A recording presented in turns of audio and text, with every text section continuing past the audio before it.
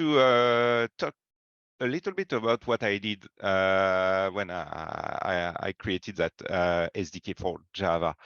So a couple of words about me. I'm Jean-Christophe Sirot. I'm French, as you can see, well, you can hear. I'm working at for Decathlon, which is a huge sports item retailer and manufacturer in Europe and in Asia as well. Two things about me: I'm a Java developer, and I was part of the creator and organizer of the Kubernetes Community Days France this year in Paris in March. And this year it was our first edition, and for our very first opening keynote, we decided to invite Solomon, who accepted to come and talk about Dagger during the event. And I very interesting in the purpose of Dagger in programmable pipeline. In my career, I worked with Jenkins, I worked with GitLab, GitHub Action, GitLab CI, even with Bitbucket pipelines as well. And one day I had to do a migration from Bitbucket to GitLab CI, and I have to rewrite my complete my complete pipeline. So I was really interested into Dagger, and was very interesting to see what Dagger could bring to me. So in June, I was between two jobs, and I said I have time, and it's time for me to look at Dagger. So I started to look at the Dagger repository and code samples, and I realized there was no Java SDK, and I was a little bit sad because Java is probably the language I'm the most comfortable with.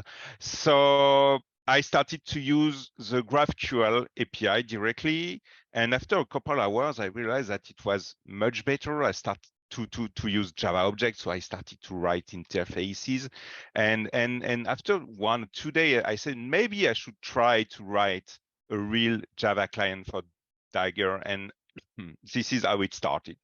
And to be honest, thank you for all your nice words, Miranda. But I would say it was quite easy to start that SDK, and it's quite easy to do it with the documentation, with the code. And it took something like 1 month, and I was not working 100% of my free time on that. So big shout out to the team who was able to provide something which was really easy to extend. So how is the Dagger SDK for Java organized? I have 3 modules. The first one is a code generator, and it's a Maven plugin, which generates SDK classes from the GraphQL API schema. And something which is a little bit different from other SDK, the SDK classes I built at compile time. So when you build the SDK in the Dagger Java SDK module, you have all the support code for the SDK. So, and by support code, I mean query builder, error handling, all the GraphQL plumbing, and so far and so on.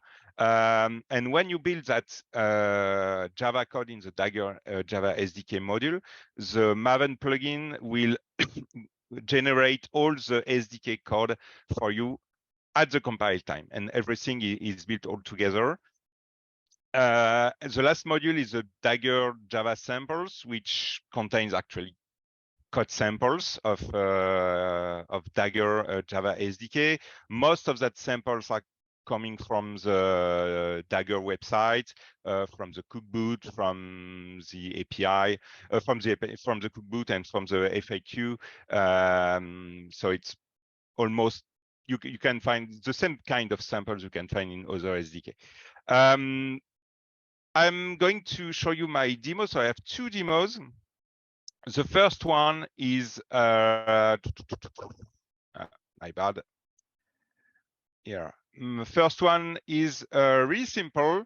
I took the code sample on the Dagger website homepage, and I decided to translate it from So here it's the Go version of that sample. I'm going to translate it in live coding in Java. It should take something like 2 minutes. It's very short. First thing I have to add so I created an empty Gradle project. So it's very Gradle init stuff, and I didn't change almost anything.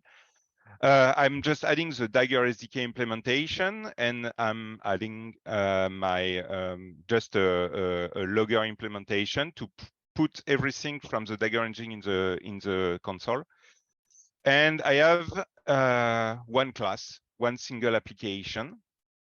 And here, this demo is doing something very simple, installing curl and fetching the Dagger homepage and printing the first characters of that HTML page. So let's go. First of all, we need to create a client. So I'm using a try resources client, a try with resources structure. So the client is automatically closed at the end of when it's not used anymore. It's exactly the same thing as the defer client cause we can find in the Go version. So client equals dagger.connect. Very simple. And let's do the magic here. So my client.pipeline test.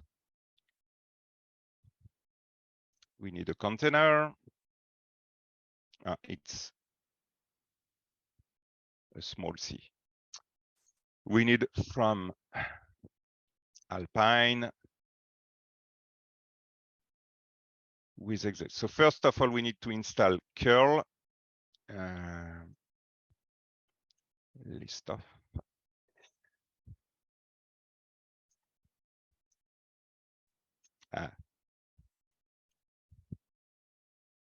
I'm going to import list, of course. APK add curl, and then we can just call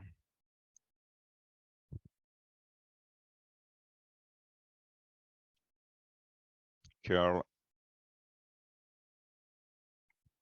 and I'm going to copy paste that URL.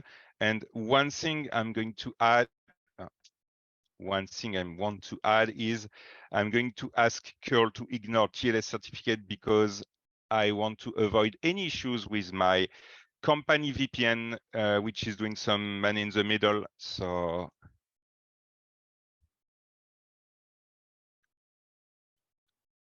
I'm going just to ignore that certificate validation and return output. And that's all. So let's start. I'm going to run it. And let's do it in the console. It will be easier. Run. And crossing fingers. As you can see, Dagger is running. And yes, we have here the first characters of the web page.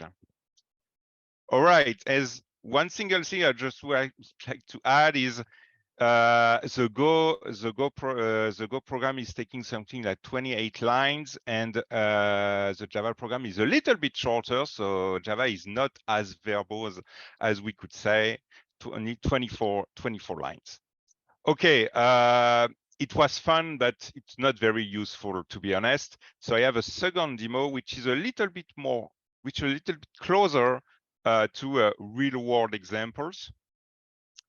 I have an AWS serverless project. It's a very simple project. Actually, it's a translation API.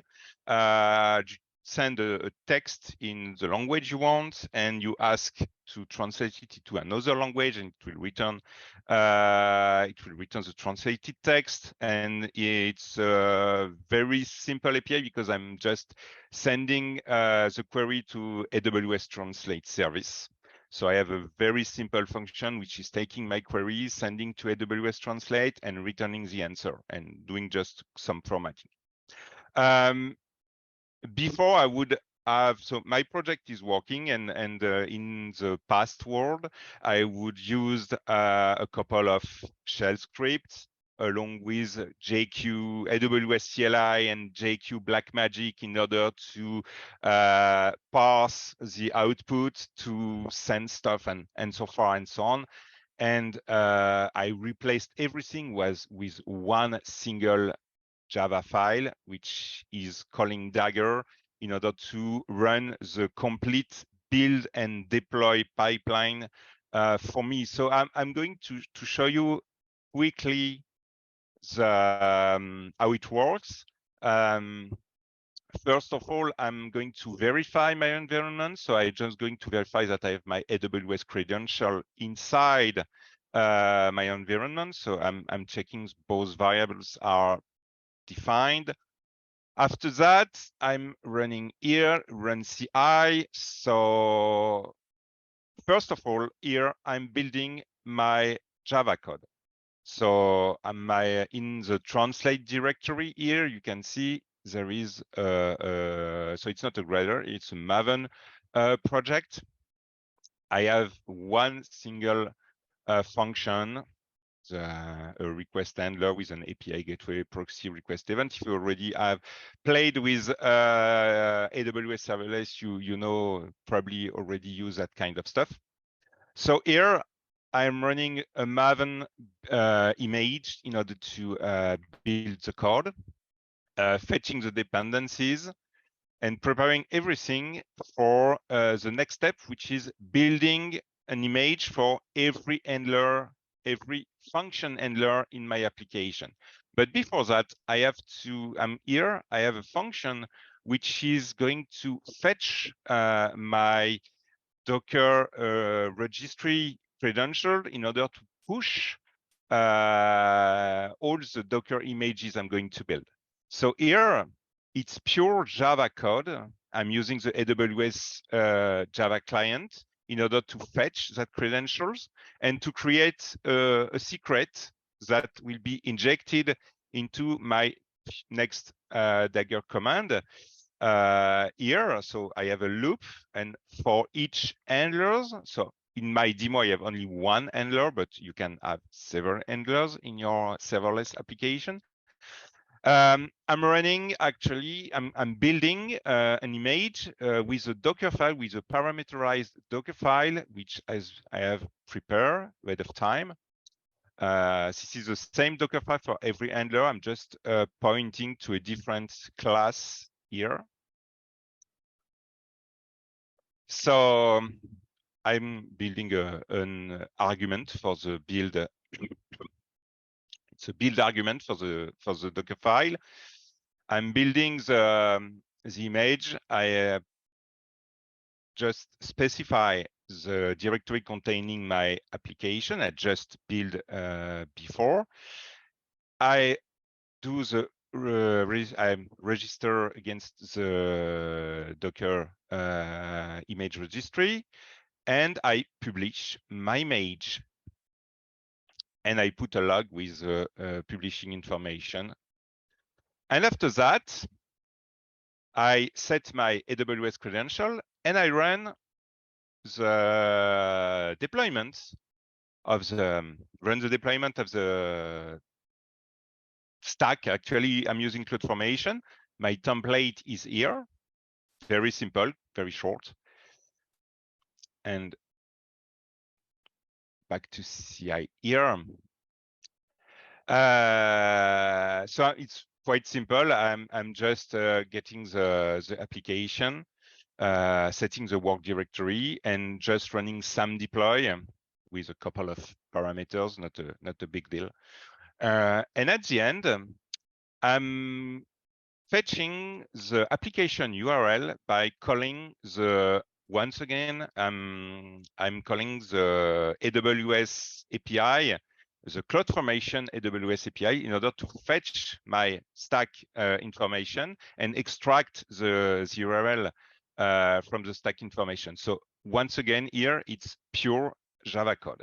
So I don't have to deal anymore with bash scripts, parsing JSON and all that stuff. I'm doing everything in Java. And to be honest, I feel much more comfortable because actually I'm Java developer and I think it's much more easier to maintain.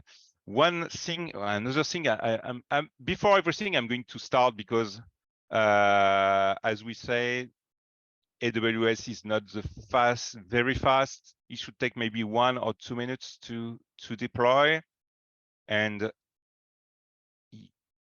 I'm going to, okay. And something I would like to add, it took me just a couple hours to being able to replace all my scripts, all my, all the pipeline I built to replace it by that ci.java file.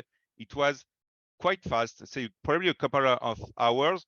Today, I know that there is still some work on the to make it a little bit more usable. I will push that demo on GitHub, so anyone can try to use it and to play with it. So, so the deployment is in progress. It should take something. During my test, it took 1 to 2 minutes to deploy. And we could try at the end.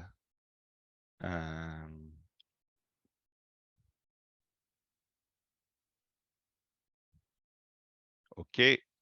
All right. So it seems to be a success. I have the URL here on the console.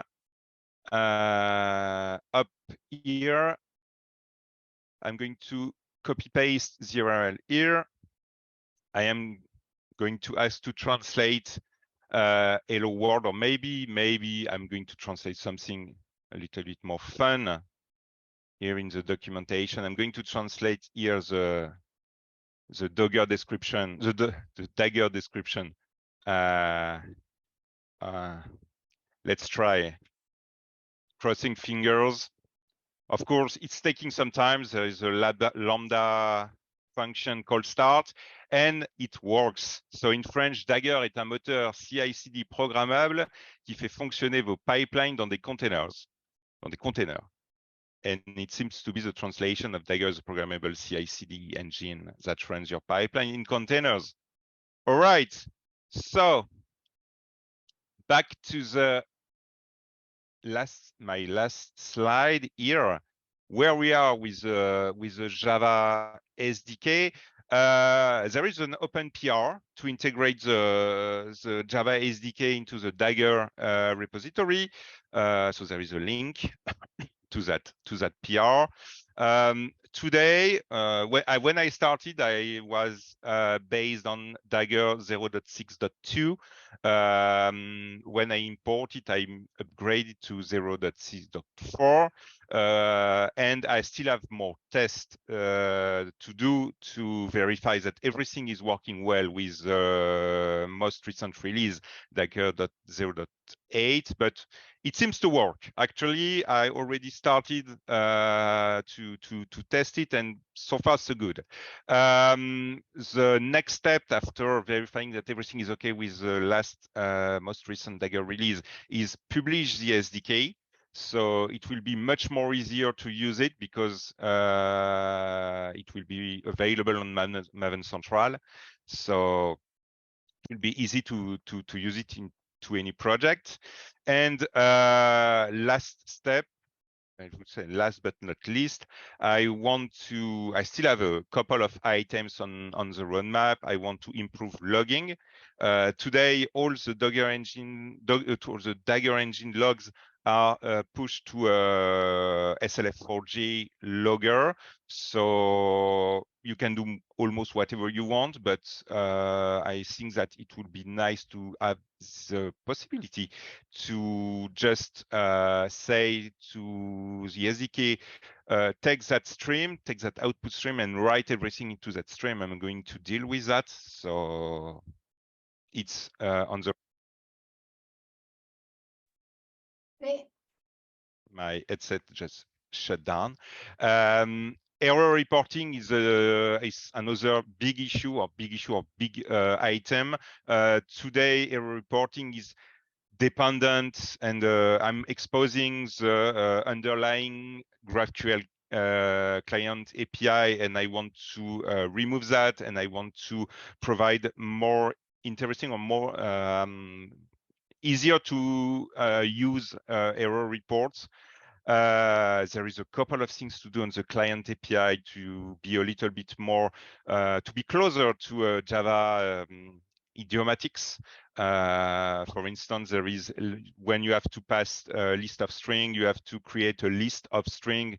It would be nice just to use var args, calls, and things like that. And I'm sure that I'm waiting for a lot of feedbacks from everyone from the Dagger community.